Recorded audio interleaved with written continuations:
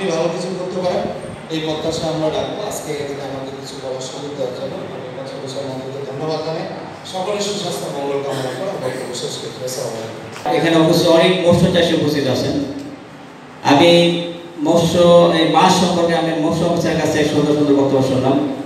যেহেতু আমি আইনের মানুষ, সুতরাং আইন সম্পর্কে দু একটা কথা বলতে বললে হয়তো দু এক লাইন বলতে পারবো।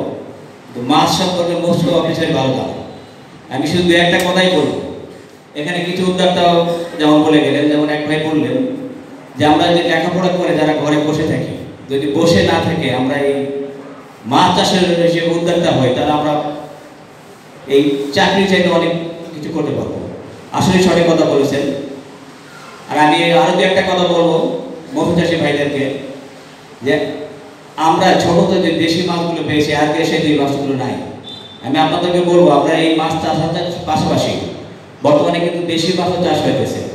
আমি দেশি মাছেও চাষের জন্য আপনাদের অনুরোধ করবো, কারণ আমাদের ছোট ছোট বাচ্চা দেখতেছি, হয়তো ওরা এমন একদিন আসবে যে দেশি মাছটা কি, বা আমরা যে খালে বিলে এই মাছগুলো পাই এটা একসময় এটা তারা ভুলে যাবে। তাই আমি অনুরোধ করবো যে আপনারা এই মাছ চাষের পাশাপাশি দেশি মাছও চাষ করবেন। আমাদের নিয়ামতপুর উপজেলার সবচেয়ে ভালো খবর যে আমাদের 5080টি অনুষ্ঠান শেষে আপনাদের চেয়ারে থাকবেন, আপনাদের কাছে আমাদের নাস্তার প্যাকেট চলে যাবে।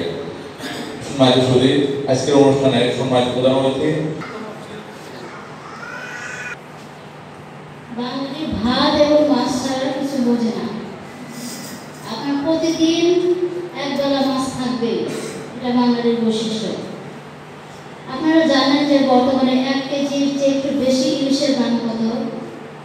আপনার মিনিমাম 2400 টাকা, 2200 টাকা থেকে 2400 টাকা কেজি 1 কেজি ইলিশ মাছের দাম। আপনার 1 বস্তা ধানের দাম মানে 1 মণ ধানের দাম সর্বোচ্চ 1500 টাকা হয়।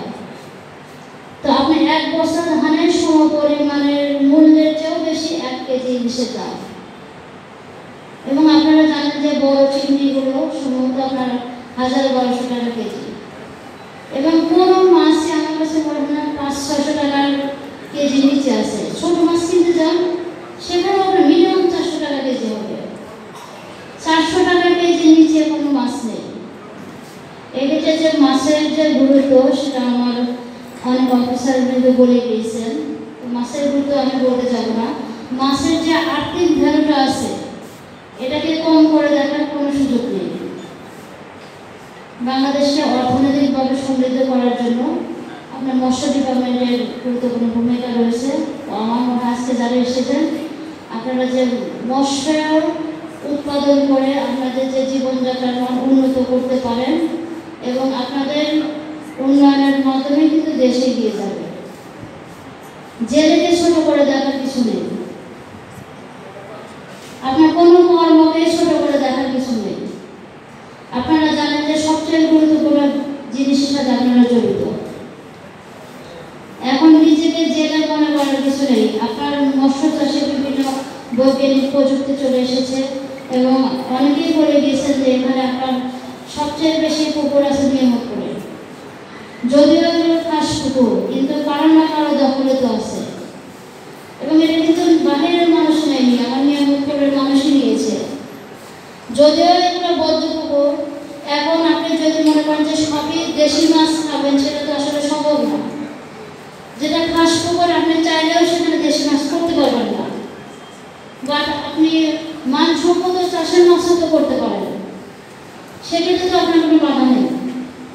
তো আপনারা একটু চিন্তা করেন যে আমাদের যতগুলো খাস পুকুর আছে এগুলো যদি আমরা আধুনিক যন্ত্রের মাধ্যমে কিংবা আধুনিক প্রযুক্তির মাধ্যমে আমাদের মৎস্য ডিপার্টমেন্টের সহযোগিতা নিয়ে প্রত্যেকটা পুকুরকে চাষ উপযোগী করে তুলতে পারি, তাহলে কি নিয়ামতপুরে আপনার মানুষের চাহিদা যখন মাছের চাহিদা ঘাটতি হবে?